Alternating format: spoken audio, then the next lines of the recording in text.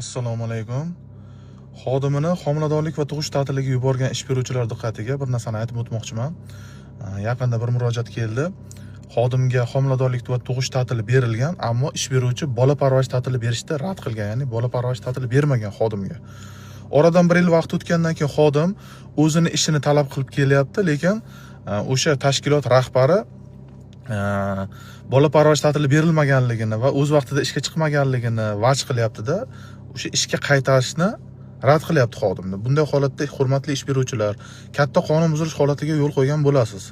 Chunki Mehnat kodeksining 404-moddasiga ko'ra xodimga, ya'ni ayollarga 126 kalendar kundan iborat homiladorlik va tug'ish ta'tili beriladi.